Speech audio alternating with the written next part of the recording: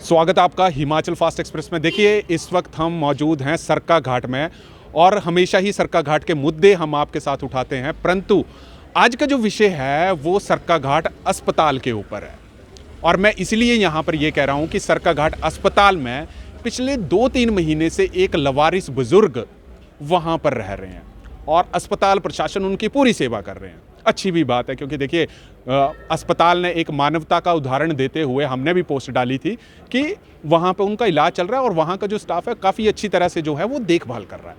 परंतु आज मुद्दा और विषय यहाँ पर यही उठ जाता है कि क्या सरकारी हमारे अस्पताल शरणार्थियों के लिए हैं या किसी मतलब जो बेसहारा है उनके लिए हैं? क्योंकि आज ही हमने यहाँ पर अपने सूत्रों के हवाले से पूछा गया, क्योंकि आज 21 फरवरी है और आज 21 फरवरी के दिन भी बुजुर्ग जो है वहाँ पर पड़े हैं। क्या सरका घाट पुलिस और अन्य डिपार्टमेंट उनकी जो है वो खैर ख्वाही जिसको हम बोल सकते हैं वो कर रहे हैं कि नहीं कर रहे हैं? क्योंकि ये एक बहुत बड़ा मुद्दा है और इसके ऊपर हमने अस्पताल प्रशासन से भी बात करने की कोशिश की, परंतु सटीक उत्तर जो है वो है हमारे को नहीं मिला। अगर वो किसी के द्वारा निकाला गया, उनके बच्चों के द्वारा निकाला गया है, तो क्या सरका घाट पुलिस ने उनके ऊपर कोई कार्रवाई की कि नहीं की? क्योंकि मुद्दा यहाँ पर ये नहीं आता है कि अस्पताल जो होता है वो अस्पताल सिर्फ मरीजों के लिए होता है, मरीजों की देखभाल के लिए होता है, ना कि सिर्फ बच्चों के द्वारा छोड़े गए बुजुर्गों के देखभाल करने के लिए होता है। मेरा मुद्दा यहाँ पर यही है कि सरका घाट पुलिस ने आज तक इसके ऊपर एक्शन क्यों नहीं लिया? क्या अस्पताल ने सरका घाट पुलिस प्रशासन के ऊपर उस बुजुर्ग के बारे में पूछा कि नहीं पूछा?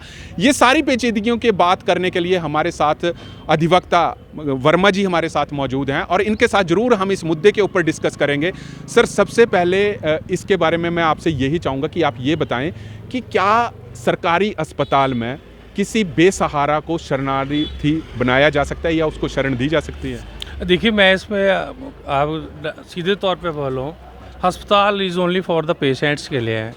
जहाँ तक इस मरीज़ की जो बात है, जो आज वो बहुत बूढ़ा आदमी है, तो वो आज वो है, मुझे जहाँ आप जैसे आपने बताया वो मेंटली और फिजिकली ना वो फिट है, तो अस्पताल को एज ए शेल्टर होम नहीं ठहराया जा सकता। सबसे बड़ा मुद्दा है कि उसको अबॉन्डन किया गया है। अगर उसका परिवार है और उसके बच्चे कहाँ हैं, they are the most negligent. नहीं, हमारे को ये भी सूचना मिली थी कि बच्चे भी हैं उनको, तो बच्चों के होने के बावजूद भी अस्पताल ने क्यों इनको जो है आज तक पिछले 2 महीनों से अपने पास रखा हुआ? ये सवाल जो है अस्पताल वालों से भी पूछना चाहिए और प्रशासन को भी इस बारे जो है, विशेषकर पुलिस को, अगर पुलिस के पास ऑलरेडी इसकी कंप्लेंट या सूचना मिली है, कम से कम उनको ये देखना चाहिए कि एक लावारिस जो है, लावारिस ही बोलेंगे या अबॉन्डन जिसको बोल सकते हैं, उसको छोड़ा गया है और वो जिस प्रकार से छोड़ा गया है, ऐसा लगता है कि आने वाले समय में जो समाज है, तो जैसे स्ट्रे एनिमल्स हैं, गाय बैल जैसे घूमते, वैसे ही जो हमारे बुजुर्ग हैं वैसे भी हाल होता जाएगा। तो इसके लिए सीरियस बात होना चाहिए। और मैं आपको बात बताऊं कि 2003 या 5 के बीच में वीरभद्र सरकार के दौरान जो है माता पिता का भरण पोषण अधिकार ऑलरेडी है, वो कानून बनाया जिसकी पावर जो एसटीएम को दी गई है। अब यही है कि अगर वहाँ पे है तो उन बच्चों से जो है या तो उनसे खर्चा लेना चाहिए और उनके ऊपर जो कानूनी कार्रवाई करनी चाहिए। सुनने में ये भी आ रहा है, जो हमारे सूत्र बता रहे हैं कि ये जो बुजुर्ग अस्पताल में इस वक्त शरणार्थी बने हुए हैं, ये पेंशन भी लेते हैं। नो डाउट, अगर पेंशन लेता है, अगर उसके मरने के बाद उसके बच्चों का हकदार मिलता है, तो उनसे पहले जो है उनके ऊपर जो कानूनी कार्रवाई करनी चाहिए या तो फिर उनका जो अधिकार है वो उनसे नहीं देनी चाहिए। आप क्या मानते हैं कि अस्पताल प्रशासन की क्या मजबूरी रही होगी कि पिछले 2 महीनों से जो है बुजुर्ग यहाँ पर लेटे? मैं ये समझता हूँ कि अस्पताल प्रशासन एक जैसे है कि एक मानवता के नाम पे वहाँ पे उनकी सेवा कर रहा है, जहाँ तक वो है, और वो भी मुझे लगता है कि मुझे थक भी चुके हैं, लेकिन एक मानवता का एक रूप में सेवा कर रहे हैं। और मुझे जहाँ तक एसएमओ साहब ने बताया था, उन्हें ऑलरेडी इसमें बारे में कॉरेस्पॉन्डेंस भी किया है। मैटर मुझे लगता है कि सरकार के पास जाना चाहिए। अगर सरकार को इसमें जो भरण पोषण अधिकार है उसमें अमेंडमेंट करना चाहिए और जो बच्चे हैं उनके ऊपर जो है कानूनी कार्रवाई करनी चाहिए। अगर वो अपने माँ बाप को अबॉन्डन और लावारिस ऐसे छोड़ देते हैं, अदरवाइज आने वाले समय में